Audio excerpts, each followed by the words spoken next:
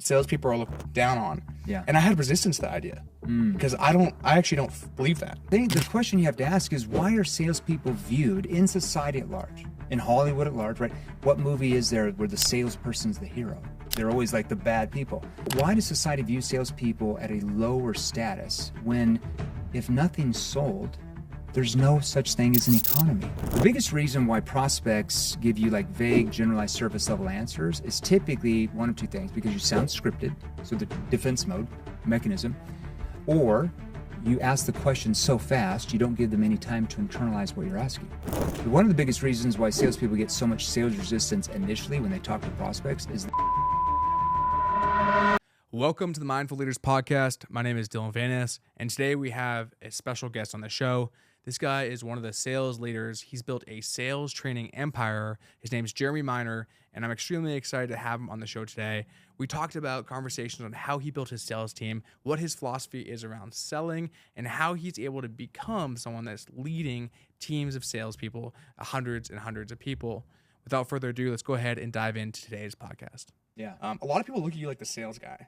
What's interesting and how I see you is you understand human psychology better than I'd say 99% of sales trainers today. Well, I went to college for it, so I kind of have a little bit of an edge there, probably over other sales trainers. It's different. You're like technical when it comes to sales, right? Yeah. So walk me through what that is and why you focus on that and not just like the force down your throat to buy. Well, because it doesn't really work. That's a thing, because I went to school for behavioral science, human psychology, and I really focused on what's called social dynamics. So social dynamics, behavioral science, is really how, there's a lot more to it. I'm going to give the scientific terms because I don't want to bore everybody, but it's really how, it's a study of how the human brain makes decisions. So if I'm a salesperson or a business, I probably want to learn how my prospects' brains either are going to say no are going to say yes, right? Because if I don't know that, I'm kind of winging it, right? Have you ever heard of like fight or flight mode? Sure. Yeah. Has anybody ever trained you what triggers fight or flight mode in the brain? I don't think so. Probably not, right? Maybe touching the stove has self-training? Yeah, like everybody reads in a book, like, oh, you don't want them to go into fight or flight mode, but then nobody shows you like, oh, when you say these words or use your tone in this manner, it's going to trigger that reaction. So if I learn like certain words that salespeople always say to every prospect, like, I'm just following up, I'm just checking in, I'm just circling back, those are trigger words in most prospects' minds. Why? Because they've heard that before. They've heard how many salespeople, vendors have tried to sell you something you didn't buy. They email you and they're like, just following up, just circling back, just checking in, and what immediately goes off in your brain? You're trying to sell me something. Trying to sell me something. Why? Because of the words they're using, because you've heard those words so many times that your brain, we call it it's really the survival part of your brain. A lot of people call it the reptilian part of your brain. That has defensive mechanisms that we as a society has built up over the last several decades. That anytime we feel we're being sold something, immediately our guard comes up. Now, how do we feel like we're being sold something? When we hear words that most salespeople use and we hear tone that most salespeople use, that triggers that reaction. So if I come across really excited, I don't mean be boring, right? But if I come across really enthusiastic like a salesperson would, right? If I come across, let's say, needy, like a salesperson, if I come across like attached, that, and I don't know the right questions to ask, I don't know how to use my tone, that triggers, and most prospects, them to go into fight or flight mode. We're like, oh, I'm not interested. Oh, solar, I'm good. Oh, we already have that, or, oh, we don't need that. We already have a company that does that for that. It's a triggered reaction based on how the salesperson comes across with their tone. Now, if I learn how to come across more neutral, more unbiased, like I'm not quite sure I can help yet. You're not necessarily saying that, but you come across with that manner where it's more calm, it's more collective. And I understand what questions to ask. I understand the tone. That triggers the prospect to become curious enough where they want to engage and they want to open up simply by shifting my tonality, okay? I come across more detached, not in a bad way, but I come across as more detached, like I don't necessarily need your business because I've got tons of clients come to me to solve the same problems that you have. And I think that's where most salespeople, like when I first got into sales when I was a 21-year-old kid in college, I was selling door-to-door home security systems in the summer You'd go out for like 3.5 months in the summer, make enough money in the summer, and then you would go to school the rest of the year up in Utah, these door-to-door programs. And I was in behavioral science at the time, and the trainers that we had in the company, they'd give us these scripts and I'd use them, and I'm like, I just like, well, that's not going to work because I'm triggering them to act like that. They're like, oh no, alarms were good. And I'm like, okay. I'm thinking like, well, what did I say or how did I use my tone that triggered that reaction? Because it's not like the prospect woke up that morning of your sales call. Let's say you have a Zoom appointment today at 3, and like 3 minutes in, after you ask 5 questions, they're like, hey, enough with the questions. Can you just tell me how much it's going to cost? And I'll tell you if I'm interested. Now, did that prospect wake up that morning and plan that reaction towards you? Or was that something that was triggered based off your tone and what you were saying and asking that triggered fight or flight mode for them to do that? See, if I can learn how to control the behavior of their brain, I help a lot more people solve their problems and get them the results they want because they're more open. But if I never learn how to either stop them from going into fight or flight mode, I'm just kind of winging it, throwing mud against the wall, hoping and praying that something I'm going to say is going to magically cause them to want to buy. And that is not a really easy way to sell. You're going to play the numbers game, and you're just not going to help very many people get what they want. So I always view selling from like a different perspective. I don't view selling as like adversarial, like you against the prospect trying to win them over so you can make money. I feel like that's what average salespeople do. When I was in sales, the reason why I got to the top level and the salespeople we train in companies, we're training them to view sales as more collaborative, right? Like we're working with the prospect to help them find and solve problems they didn't even realize they had. Now that doesn't mean you get to the end of a conversation if you sell B2C, if it's in one call close, or maybe you're in a 2-call close, or you're in B2B and it's more complex and there's several meetings, that you're going to get to the end and be like, well, let me know if you're interested. Get back to me in a couple weeks. You're not going to make any sales that way either. But when you come across where the prospect feels like you're collaborating with them to help them find and solve problems, give them what they want, you're going to they start to view you much differently. They don't really view you as a salesperson per se, trying to sell them something. They view you as more of the expert, right? The person that can get them the results they want. Whereas most salespeople are viewed by a prospect as what? How does society view salespeople in general? They look down upon them. Lower status. So, even though they make more money than most people. Well, could be, right? But the question you have to ask is, why are salespeople viewed in society at large, in Hollywood at large, right? What movie is there where the salesperson's the hero? Very rare, right? They're always like the bad people. But why does society view salespeople at a lower status when, if nothing's sold, there's no such thing as an economy? If there's no economy, there's no such thing as what we call society, right? So why are salespeople not viewed at a higher status, since if nothing's sold, there's no economy, there's no society?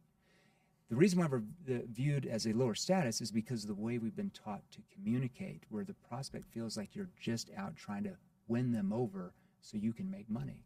And people don't like that, right? So it's how you come across, it's your tonality, it's the questions you ask. I mean, there's a lot more to that, but I'm just giving you kind of an overview. It's interesting. I just had a flashback. I'm training for an Ironman right now. Obviously, you're a pretty fit dude. I don't know what you're Dude, I haven't lifted in 8 weeks. I went through 2 leg surgeries. Literally haven't lifted in 8 weeks. I've lost all my muscle, but I'll get it back.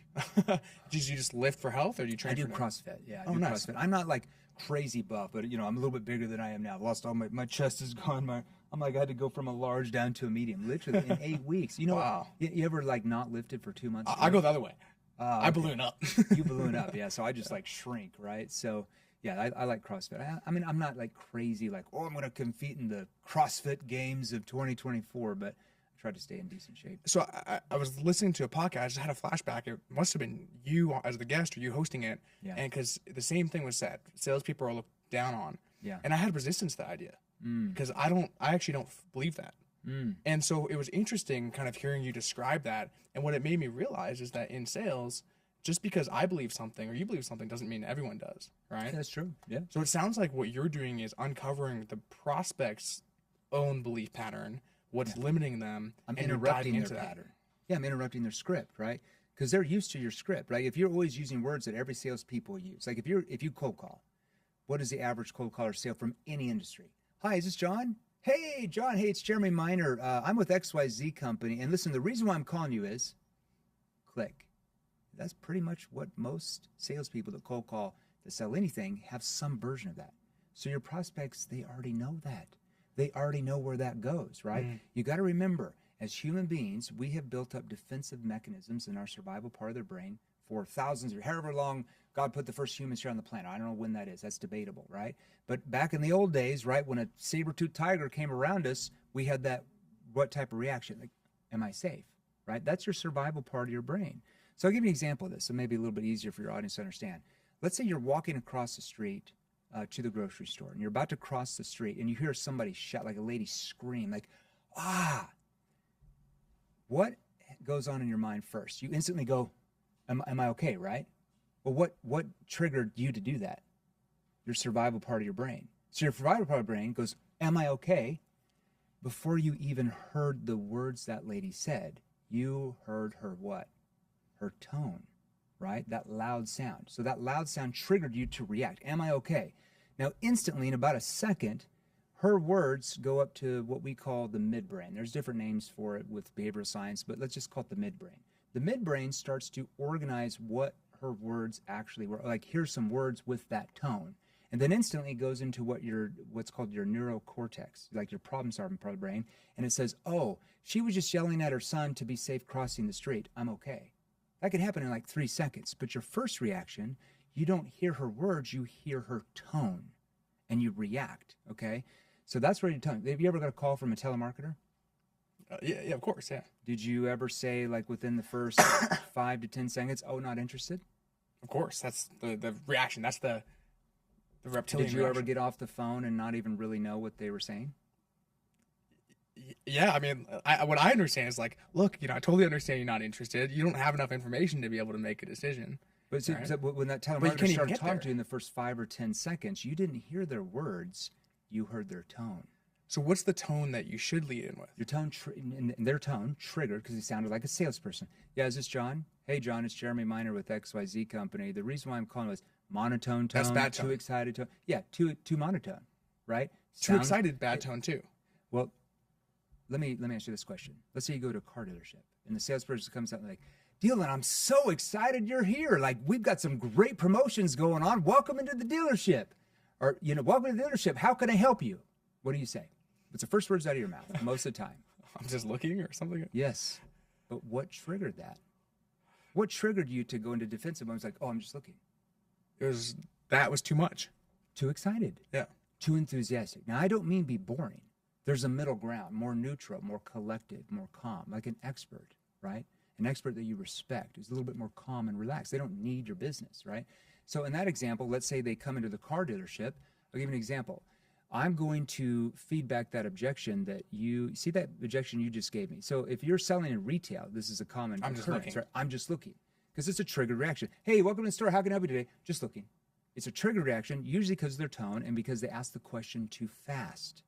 The biggest reason why prospects give you like vague, generalized surface level answers is typically one of two things: because you sound scripted, so the defense mode mechanism, or you ask the question so fast you don't give them any time to internalize what you're asking. And so they give you a knee-jerk reaction. It's just the way your brain is triggered.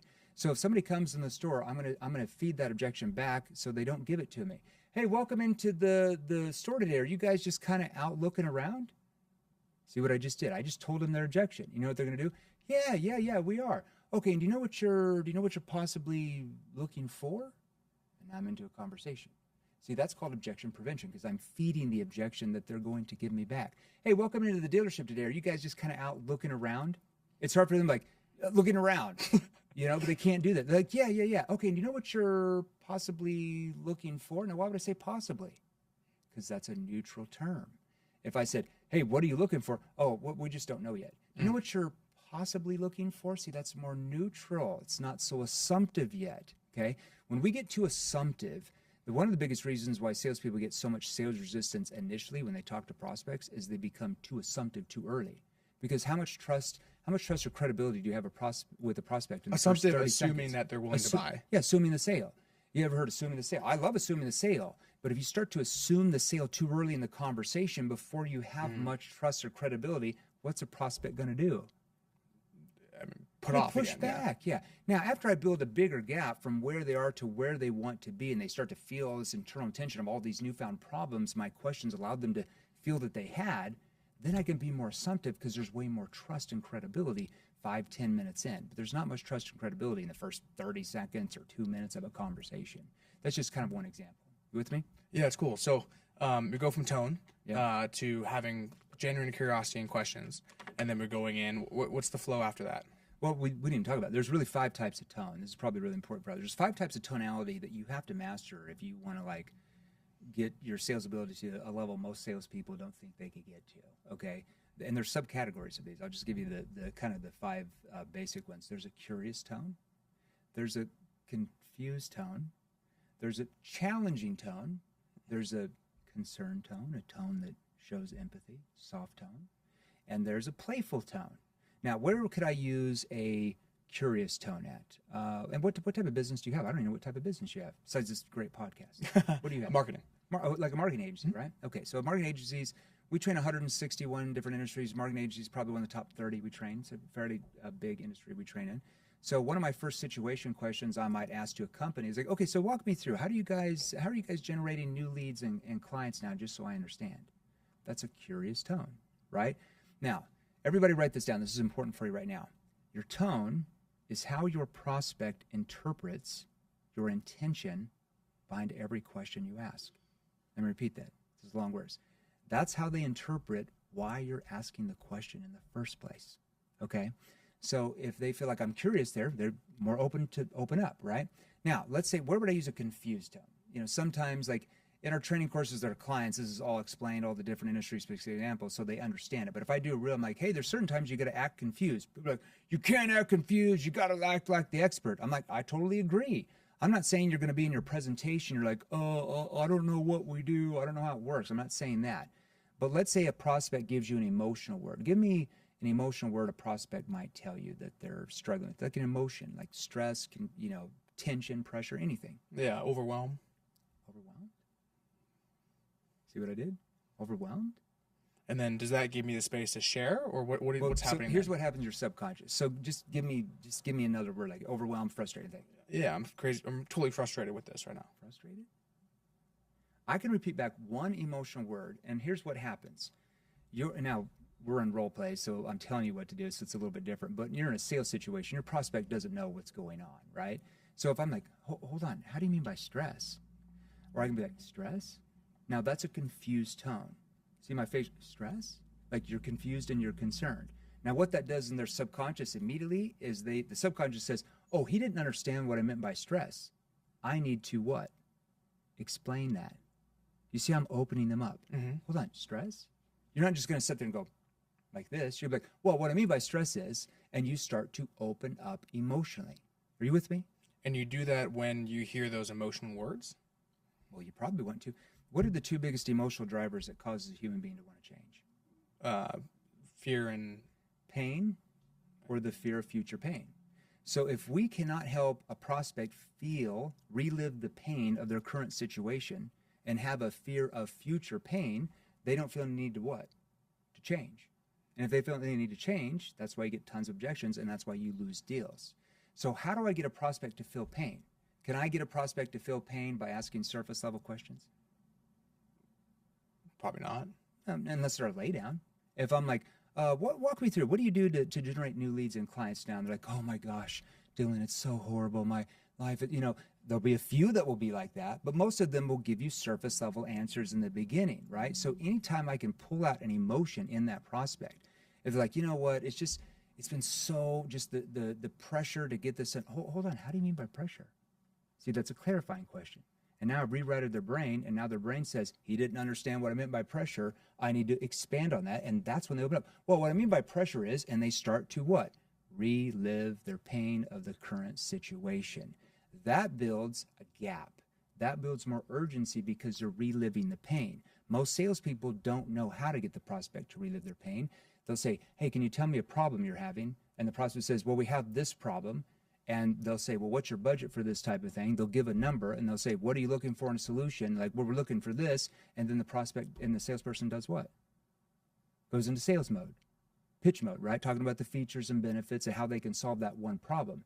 But the problem is, most prospects don't know what their real problems are when you first start talking to them. Would I be right? Yeah. Yeah, Steve Jobs. What did he say before he passed away? He said your consumers don't know what they need. He said, buy the iPhone. They don't know what they need, right? They don't know what they need, right? So you just present them a solution that. No, you're seeding doubt in their mind. See, most prospects don't know what they need. So I'll give you an example, just kind of an analogy. This is for illustrative purposes only. This is not going to happen to you or anybody watching this show. Let's say you wake up tomorrow morning, you got a massive migraine. You're like, oh my gosh, my head hurts so bad. I need to go to urgent care. I need to get some medication because that's what you think you need, right? So you're like, it's going to cost me $100 for a copay. You go to urgent care, and the doctor, she starts to ask you some very pointed questions about the pain and where you feel the pain and how long you felt the pain and what the pain's doing to you and what the pain's preventing you from being able to do and other questions. And suddenly her questions start to get you to feel what? Internal tension that you might have a much bigger problem than you originally thought you had. Because what would have happened if she came in and you're like, hey, I've got a migraine, can you give me some medication? Oh yeah, sure, here you go. And she writes out the prescription. See, that's a salesperson that sells to the needs of the prospect, but the problem is the prospects don't know what they need, right? So let's say that she asks those questions and then she suggests that you might need to do a CAT scan. You do a CAT scan, it comes back to you have a terminal tumor and you have 2 weeks to live. And now she says the solution to solve that problem is a $2 million surgery. Your insurance is going to cover 90%, leaving you a whopping $200,000 bill. Well, you thought you had a migraine. You thought you needed medication. So if she would have just sold to your needs what you thought, you'd be dead. Instead, that doctor pulled out more pain by the questions she asked that allowed you to see that you had much bigger problems than you thought you had. So when she suggested the solution, and now it's a $200,000 bill, what are you going to go do? You're going to go get the money to get that bill, even though you thought it was originally going to be a $100 copay. So my point is you don't sell to the needs of the prospect. You sell to the real problems that your questioning ability allows them to find that they didn't understand they had originally. And that's how you get to the top, not by selling to what they think they need, because most don't know what they need. So that was confusion. When would you use the challenge or the pushback? So a challenging tone, you're not going to use that in the first couple minutes because you don't have much trust or credibility, right? But let's say that, this is what we call an NEPQ consequence question. So I want them to defend themselves on why they feel like they need to change. Is that good if you got your prospect to defend themselves to you why they need to change their situation and get better leads? Or you try to convince them why they should? Which is more persuasive? Them defending themselves on why they need to change. If they can sell themselves, it's always going to be better. Or you telling them why they need to change. So give me an example. Well, when you tell them they need to change, it goes in one ear out the other. You're the salesperson, right? You're biased. So let's say if I'm a marketing agency and I find out that they're already with another one. Let's just say that. And I know who they are. I mean, John, I'm not understanding. I mean, the agency you're with, I mean, they're fairly decent. I mean, what's caused you to feel like they're not going to be able to help scale your company? Well, don't get me wrong, Jeremy, we like them, but, and now they start to tell you what they don't like. See, I'm getting them to defend themselves on why they don't want to stay with that company. I mean, the agency you have now, I mean, they're fairly decent. You don't say, the agency you're now, they're great, because that's not going to help you, right? I don't want to say, the agency you're with now, they suck, because then the prospect might, well, they're not that bad. They get defensive, right? So I want to be in the middle, but my tone there, I mean, they're fairly decent.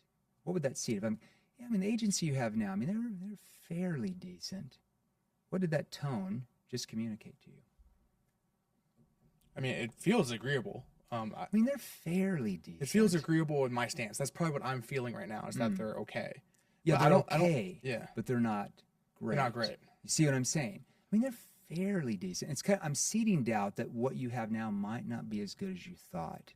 So that's a concern. I mean, they're fairly decent. Yeah, I'm concerned. Yeah. I'm a concerned. They're fairly decent. I mean, what's caused you to feel like they're not going to be able to help scale your company? Well, the reason why, and see, now they're telling themselves why they can't stay with that. So that's kind of a concern. But going back to a challenging tone. So let's say if I come back to a marketing agency. Now, challenging tone, this consequence question, you're usually asking these like 3/4 of the way into that discovery conversation. You're not going to ask it in the first 5 minutes, but 15, 18 minutes in, something like that. If your calls, let's say, are 20, 25 minutes, by the 15th minute mark, you should be asking a consequence question. And I'm going to feed back whatever that prospect said. I'm not going to ask a cookie cutter one. I want to feed back their words. So what? Let's say this prospect. Give me a prospect's problems that you just talked to, a company. What was their problems with leads? With leads, What's anything? I mean, you're a marketing agency, right? Yeah, like everyone says, quality is the thing. Not coming in qualified with enough reality of. Well, more than they're not quality leads, but what was behind that? Like, were the salespeople were saying they bad? Were their sales going down? What was behind the lack of quality? Deal volumes going down. So what is? Deal volume. Okay, so they're losing sales. Yeah. So their sales are stagnated or going down. So I might put there. So what happens if you don't do anything about this? So what happens if you don't do anything about this and you keep getting these lower quality leads from this vendor and your sales keep going down? I mean, what's going to happen to your job at that point? If I'm talking to a VP of sales, right? So what if you don't do anything about this? That's a challenging tone. Or I'm going to say, well, for you, why look at doing this now? I mean, why not push it down the road like a lot of businesses do who end up going under because of their leads? That's a challenging tone. Now, why would I use a challenging tone? A challenging tone in that situation gets the prospect to defend themselves on why they need to change. Okay? Well, for you, why look at doing this now? Now, why would I say, why look at doing this now? Now their brain goes where? Now. Now's a what? Timing issue. Why look at doing this now? If I want to trigger more urgency and prevent more I want to think it over objections, what do I need to start seeding in their brain? You got to do it now. Yeah. So instead of me saying, you need to do this now, I'm seeding it subconsciously where they're basically telling themselves. And instead of the typical thing, which is people would say like, so how soon are you looking to do this? Oh, yeah, that's horrible. Yeah. Because then they're like, oh, I don't know, 6 months. I wasn't thinking about doing this. I wasn't thinking about doing this. Yeah. And now you're like overcoming objections. So for you, I mean, why look at doing this now, though? I mean, why not, push it down the road like a lot of businesses do who end up going under simply because of their leads? It's hard for them to say, well, no, I think we're going to do it in 6 months. They're like, well, the reason why we need to do it now is, and they start telling you why they need to do it now, but more importantly, they tell themselves. That's self-persuasion. Behavioral science, that is the highest form of persuasion you can be at. You're talking a 5-to-1, 10-to-1 difference compared to people like, hey, when do you want to get started? Or you should really get started now because we got a great deal on the table and it's going to be 25% more. Prospects are used to that script. They feel manipulated. If I get them to defend themselves on why they need to change, they're selling themselves. And when a prospect tells themselves what's true, it's always true, right? When you tell them what's true, it's maybe it is, maybe it's not, because you're the salesperson trying to sell them something. See the difference? That's a challenging tone. Now, concern tone. Where would I use a concern tone? A lot of different instances. I could say, let's just stay in the marketing agency side. If they're not moving forward, and you ever get a prospect that keeps procrastinating? You've done 2, 3, 4 calls. They just keep overthinking. You're still thinking about it. I'm kind of. It's been a long time since I've been on calls, but okay. Yeah, I'm. Well, but yeah, I mean, let's say my sales org. Yeah, like yeah. I'm sure they come. My sales director will tell me this from time to time, right? Yeah, so they've had 4 calls. They're still not moving forward. I might lean in and like, John, can I ask you something? See, I lowered my tone, soft tone, the concern tone. Yeah, nobody's gonna be like, no, you can't. Now most salespeople are like, hey, let me ask you. And then they just ask the question. They steamroll, right? Hey, let me ask you. And they ask the question. I'm going to say, can I ask you something? Nobody's going to say, no. Sure. And then I'm leaning like, and this is off the record. What's really holding you back from moving forward? It's really hard for them to be like, well, we just need to think about it. Now, why would I use a concerned tone there? Why would I put my hand on my chest? What's really holding you back from moving forward so you can scale the company? Why would I put my hand on my chest here? I mean, it signifies that's what we do when we care. Well, I'm concerned. I'm concerned for the consequences of you not changing, right? So when I was in sales, even the height of my day when I was making multiple 7 figures a year, just straight commissions, not everybody bought. But I had so many companies when I was in B2B or individual consumers, I sold B2C, that would come back a couple of days later, a week later, that I couldn't necessarily close them, and they'd come back because they felt like I was genuinely concerned for the consequences if they don't do anything. Now, I didn't let them off the hook. I didn't get like, well, get back to me if you're interested. But if I couldn't overcome a concern, they literally knew that I was concerned about the consequences of what would happen if they didn't change and purchase what I was offering, okay? So just leaning in.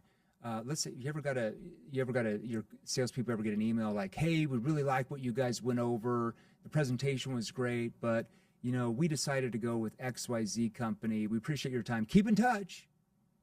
Salespeople always get that, right? What would most salespeople do in that situation? Sounds good. Good luck. Sounds good or good luck if they're weak, or if they're hardcore, they'd be like calling back like, hey, like the company you chose, like they're a really bad company and we've had a lot of people complain about them and blah, blah. Now that'll work here and there, maybe 1 out of 10 times, right? Because they'll have like concern. But see, that's the numbers game approach. Most of the time, the prospect would get what? Defensive. Well, no, you don't understand, because they feel like you're trying to sell them something. So what if I leaned in like this and I called you back like, hey, Dylan, I got your email, and listen, it's not an issue. You can always get back to us later. Can I ask you something though? Because the firm you're going with, I mean, they're fairly decent. How can I communicate to you that you might be making a mistake without you getting upset with me? It's hard for you to say, no, I'm going to be upset with you because I might be making a mistake. Now, the key word here is might. You can't say, hey, can I tell you that you're making a mistake? Well, they also feel that. They're probably thinking, yeah, I might be making a mistake. They don't know. The term is, it triggers doubt. Now, why would I use a concerned tone there? Why not be like, hey, how can I tell you that you're making a mistake, man? Well, my wall's up now. Because it's a defensive tone. But if I lean like, how can I, communicate to you that you might be making a mistake without you getting upset with me? You'll never find anybody's like, no, I'm going to be upset. They're like, sure, what's going on? Or like, yeah, what's going on? Because they feel like I'm genuinely concerned, because I'm using a concerned tone, a tone that, remember, your prospects interpret. The way your prospect interprets your intention behind everything you say and ask is through your tone. Do you have any kids? I don't know if you have kids. Yeah, I have two. I have a Chihuahua and an Italian Greyhound. Oh, okay. So not really. Let me give you an example. So let me give you an example. Let's say kids? I do have 5 kids, man. Like basketball coach, I had kids when I was really, really young. Then I have a 5-year-old too. I was like the young dad, and now I'm the old dad. So I love my kids. I got the basketball team.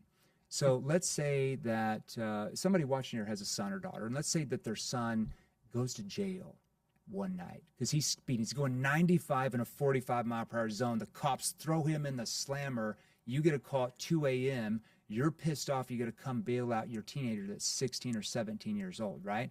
Most parents would come in there and they would be like, son, I'm so disappointed in you. How could you do something so stupid? With my arms out, I'm angry. I'm so disappointed with you. Like, why did you do that? And what would the son probably do? Challenge it? Get defensive. But Dad, you don't understand. Now, why did the son get defensive? Because of my tone. Because what if I went in and said the same words and I did like this? Son, I'm so disappointed in you. Why did you do that? What do you think the son would do? Open up.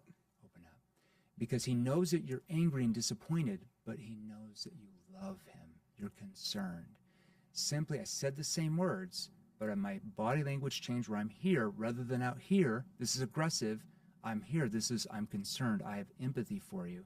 But I lowered my tone into that concern tone, which causes him to let his guard down. And salespeople just haven't learned how to do that on our sales calls. That's an example. And then there's a playful tone. You want to know a playful tone? Sure. Tell me something. Did your prospects ever say like, hey, just to be honest with you, or I just want to be honest with you? Have you ever got a prospect that ever said that to your sales, like, hey, just to be honest with you? Sure. Okay. So what I want to do, I'm like, well, thank you for being honest. I'd hope you'd be honest with me. Good Lord. Now, why would I do that? Well, thank you for being honest with me. I'd hope you'd be honest with me. Now, what type of tone did that sound? Kind of what? Playful, right? Now, that does a couple things. Why would I say, well, thank you for being honest. I'd hope you'd be honest with me. What does that imply in their mind? There's trust, I think. That I'm also honest, right? Because you should never use the words like in a sales call, like, hey, just to be honest with you. Because subconsciously, that actually implies that you're not honest in the prospect's brain, that you're not being honest with them all the time. So you say, just to be honest with you, prospects say, well, maybe he's not honest to me before. You don't want to say that. You want to say, well, just so you're aware, or just so you know. See, I'm using the same words. I'm just neutralizing it, right? So when I say, well, thank you for being honest with me, I'd hope you'd be honest with me. They're starting to think, well, it implies that I'm also an honest person as well, right? Now I have to use a playful tone, because what if I did this? Thank you for being honest with me. I'd hope you'd be honest. That sounds kind of like you're a dick. You're pissed. Or let's say you get on a Zoom call. Your salesperson gets a Zoom call, and the prospect says, "Hey, how you doing today?" What would most salespeople say? Good. Yeah, I'm doing good, just working hard. Now that doesn't really hurt you, but it doesn't really help you. I want to use a playful tone to get my prospects to let their guard down. I always call that always be disarming. So ask me how I'm doing. How you doing? You know, just chilling like a villain. What about you? Are you getting in trouble over there? Do you say that? Yeah, it's a playful tone. Just ask me how I'm doing again. How you doing? You know, just hanging out, being the boring guy. What about you? What are you doing over there? You know what they always do? Oh, I'm sure you're not boring. What did I just trigger? Emotion? Yeah, I triggered emotion. I triggered them to like, oh, I'm sure you're not boring. Now they're coming to my rescue. But I have to be playful. Let me do it again. Oh, just hanging out, being the boring guy. What about you? What are you doing over there? They'll always laugh. But what if I said it with this tone? Just hanging out, being the boring guy. What about you? Sounds like you're actually Sounds like I'm really boring, right? So you have to use a playful tone. Let's say like, oh, how you doing today, Jeremy? Oh, you know, just hanging out, trying to stay out of trouble. What about you? You get in trouble over there? Oh, no, I'm sure you're not getting into trouble. See, it's just a reaction to get them to let their guard down. But I have to use a playful tone. Like, you know, hey, sometimes I'm like, you know what? If I was bald, I could have sold more back in the day. Hey, how you doing today, Jeremy? Oh, you know, just surfing the web, looking for better hairspray. What about you, George? Oh, gosh, you know, when my uncle went bald, I used to make fun. And that's if they can see you, obviously. But see, I'm using a playful tone. The playful tone is a really good way to, like, break the ice, where people open up. I'm not saying say stupid jokes, but just be kind of playful with them. It's really good. Works really well. So that was a playful, concerned, challenging, curious, and then the Confused. Confused. It's So the we covered all. it's the 4 C's in a P. So it's like the CCCCP. It's like the Communist Chinese Party with an extra C. It's like that's like the CCP Chinese Party or whatever. So yeah, 4 C's in a P. Being LDS, you did a mission for your church. Yeah, long time ago. Yeah. It's effectively a 2-year sales stint before you get into sales. Is there anything you picked up there that then rolled over? Because you did your schooling after that, obviously, right? I went a little bit before, so I went for a year and a half before, and then I went after. Yeah. Okay. Yeah. You know, I think, you know, it's like when you go to church, they don't really train you like communication skills as far as like, here's how you disarm the prospect at the door. Here's how to use a confused tone. You would never learn that, right, from the LDS church or any church. But what really helped me going through that door-to-door experience is I wasn't really taught communication skills. So because I wasn't taught that, and I went to Ireland, which is mainly you just knock doors all the time, right? Like if you go to like, Irish if you go to like Chile, it's like people are like, just come on in, you know, I'm ready to join the church or whatever, you know. Like I've got friends that went to Chile and they're like, oh, it's easy here, you free know? food, and, yeah, free food and everything. It's great. You know, it was confrontational. yeah, well, because in Ireland, you know, people don't like to talk about religion because it's so the Protestant Catholic thing, you know, there's the fighting for like hundreds of years, so it's like it's a touche, like really big subject. You just don't talk about. Way different in America. Like people are like, oh, don't talk about religion in America. You go to Ireland. Yeah, you don't even say a word, right? You could get in trouble, like, oh, I'm Catholic, I'm Protestant, they get in a fist fight. It's great. There's a whole lot of story to that. It's getting better now, but we're talking, this was back in the late 90s, so it was still like, you know, the Protestants were burning out the cars for the Catholics, and the Catholic side of town would come and retaliate and do something bad. It was just, they're all just hating on each other. But I didn't have any communication skills, so I learned how to take rejection really well because I got rejected almost every door because I didn't know what I was doing. So when I got into sales and learned like really good communication skills and how to disarm prospects, selling became really, really easy, like simple, like a 1, 2, 3, you know, 1 + 1 = 2. It's just kind of an equation, you know? So, you know, whereas people in door to door, that was my first industry sold in, might have to knock and talk to 50 people before they make one sale. I literally could go out and talk to 5 people and make 3 or 4 sales out of 5. Just way easier, work way less, make more money. You know, skills game. That's what I would say. You know, so many sales are like, oh, sales is a numbers game. And I'm like, okay, I see the point, but I'm more like sales is a skills game. Who's your favorite NBA basketball player? Do you have one? I grew up in Canada. We didn't really have basketball. Oh, come on, man. Oh, is it hockey? Give me Hockey, yeah. player. Wayne Gretzky's the greatest of all time. So. Okay. What if Wayne Gretzky said, oh, hockey is just a numbers game. You just shoot it as many times as you can, and eventually you'll hit one. He probably would have never made, you know, college. He would have never got to where he's at, right? No, Wayne Gretzky knows that hockey is a skills game, right? So what is he doing every day? He's practicing his skill level. Now, what are some things you have to learn in hockey that's going to separate you from making $10 million a year in the NHL compared to a kid that never makes his high school team? What's the difference? Their skill level. But what techniques did Wayne Gretzky learn that others didn't learn? You tell me. I don't know hockey. What I'm seeing this as, though, this is what NEPQ is all about. It's a skills game, right? Like Steph Curry basketball, 3-point champion, Hall of Famer. If Steph Curry said basketball is a numbers game, just shoot it as many times as you can, you'll hit 1 out of 30. He would have never made his high school basketball team. Steph knows it's a skills game. So every day he's practicing on his technique, right? His elbow movement to the wrist, his wrist movement, his legs, his body movement. And every day he's tweaking his approach, his skill level. And that's why he's the best. Imagine if you were a salesperson and you're like, you know what, every day I'm going to focus on better tonality and more advanced questions, getting better at preventing objections, wrapping the prospect's mind, rather than just going through the motions because you think it's a numbers game. Doesn't make any sense. So of the 161 industries you train in, what's the industry that you'll come in and they'll have the biggest leap from where they're at to where you can help take them to? That's a hard one, man. I wouldn't know that data. I'd have to talk with my fulfillment team on that. We're a fairly decent organization now. We have 181 people now, employees in 1099. So we've got probably about 25 people just in our fulfillment program, like coaches, trainers, we have a VP of fulfillment. Off the top of my head, I don't think there's really any difference. Like we go in and we'll get a SaaS company, that's already doing, $10-15 million a month and like triple the revenue in a year. Whereas we might get like a marketing agency to double the revenue. There's really no like industry specific that is going to make the biggest job. Now, people typically ask us, how are you able to duplicate in every industry? Because most of them have nothing to do with each other. The way we're able to do that is very simple. It's the NEPQ process, right? So once we go in and we understand what the problems are of that industry that the prospects have, like in industry, what are the two biggest problems? Lack of volume. Lack of people don't know who they are. Lack of quality, right? So those are two big problems, right? So there's more problems, right? Besides that, they don't attract data. There's other problems, right? So once we understand the problems of that industry, and then we understand, more importantly, the consequences of what happens if they don't solve those problems. What are the consequences of what happens if they don't solve the lead generation problem? They could go out of business, right? If they go out of business, maybe they can't pay for their daughter's education. They don't pay for their daughter's education, maybe their daughter goes on drugs. I mean, these are big things, right? Very deep, right? If I'm a marketing agency, those are the consequences of the problem. Does that make sense? Not just the problem, but what are the consequences of the problem? So we go in, we find out what are the problems the prospects have, what are the consequences if they don't get solved, and then how does the solution from that industry solve those problems? Once we understand those three things, we know how to write around connection questions for that industry that get the prospect to let their guard down, results-based thinking over price or cost-based thinking.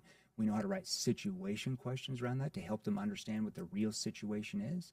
We know how to write problem awareness questions around that to help build a gap from where they are to where they want to be. We know how to ask what are called solution awareness questions that get them to see what the future looks like, more future pacing once the problems are solved. We know how to ask consequence questions, right? Because we understand the consequences that they don't get them solved. And we know how to ask what are called commitment questions, also known as closing, to get them to commit to take the next step and purge their offering. So that's how we're able to duplicate in every industry. So there's really no one industry that like, oh, this one industry we're able to duplicate the most. It's all over the board. I'm curious on that question just because it's like, I'm kind of curious of what industry has basically the worst sales technology they're using, and then, who's the worst sales techniques? I can tell you that. Yeah, like who's the worst in sales? What industry? Okay, this is going to offend some people, but I have to say this, and I love you. It's the second biggest industry we train now, and I can see why. Real estate agents.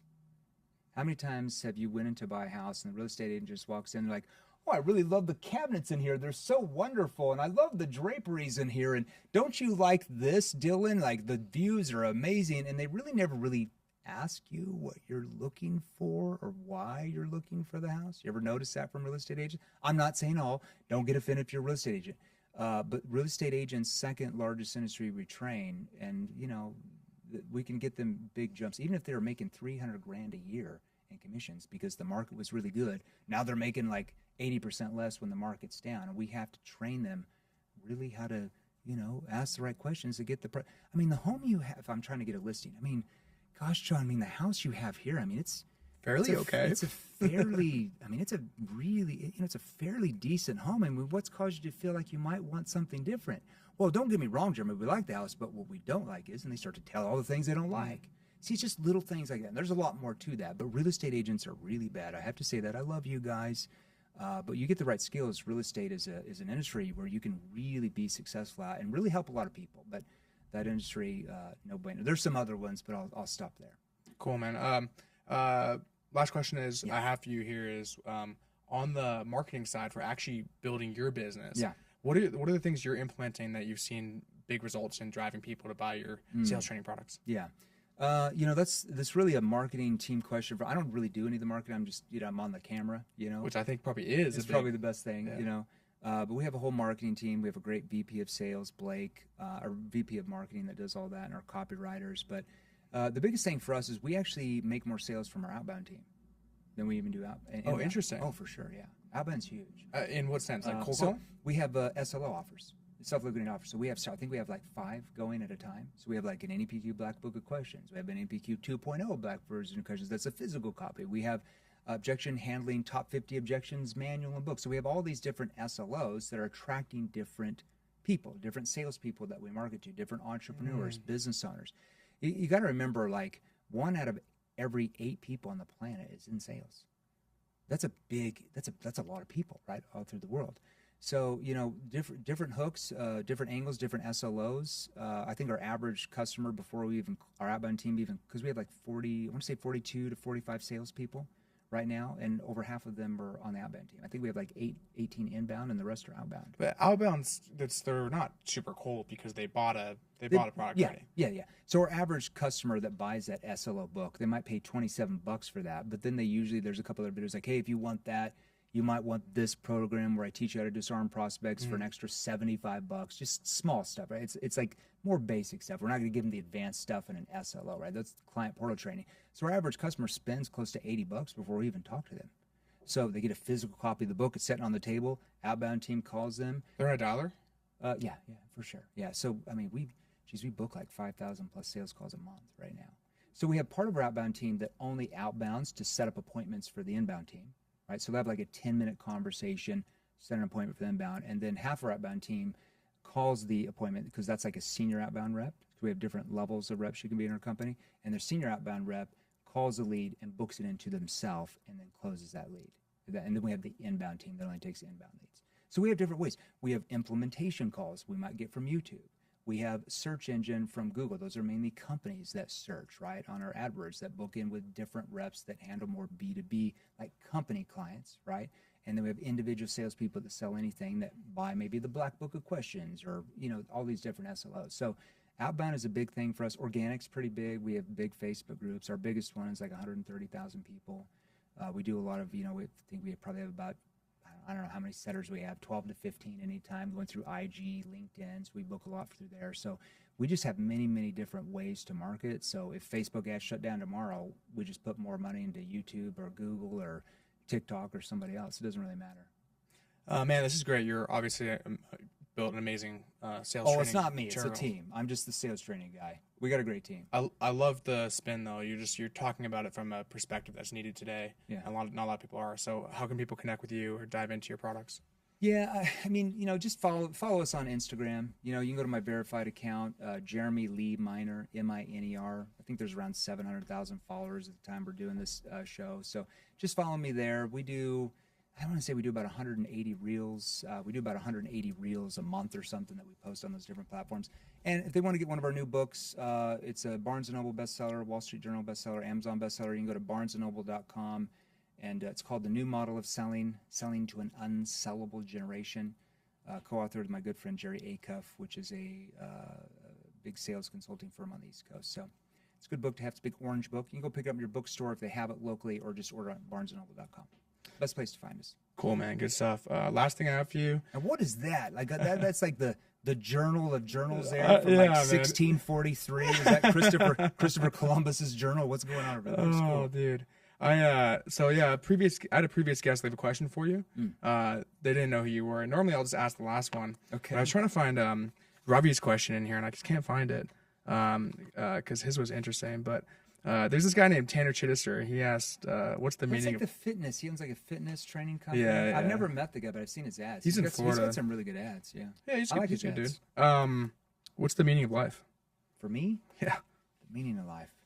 Well, the meaning of life, I know this is going to sound kind of silly, but the reason why I started Seventh Level is because for us, like with our company, it's not just about teaching people how to sell more so they can make more money. Sales, in my mind, is the way the world communicates. So if you think about why are wars even started? Lack of understanding. Lack of communication, lack of understanding, right? You know, Stephen R. Covey, what was that? 7 Highly Habits of Highly Effective People. It's a great book. The late Stephen R. Covey talks about first seek to understand, then be understood. So to me, that means a lot because when you change the way, like society views salespeople. So we always say we're changing the way sales is perceived in society. Because like I said, salespeople should have high status, not low status. Because if nothing's sold, there's no such thing as an economy. If there's no economy, there's no such thing as society. So to me, selling is a much deeper level than just making money. It's about changing people's way of thinking, lives, preventing wars, those type of things. But for me personally, why do I do this? What I do, I just really like it. I don't know. It's like the only thing I know. You know, I'm like one of those dudes that like knows a lot about this subject, but the other subjects, I'm like, dude, I don't know anything about that. Change oil in the car, I guess I could figure out on YouTube. You know, like I don't know what to do about that. So to me, it's just I just really like it. You know, to me, I want to leave like. If I ever have a legacy in 50 years when I'm not here on this planet, it's like I helped a lot of people get where they wanted to be, wherever that was. You know, I gave them the communication skills that might have helped them find their dream girl. I gave them the communication skills, let's say if they're a politician, that might prevented a war, right, where people died.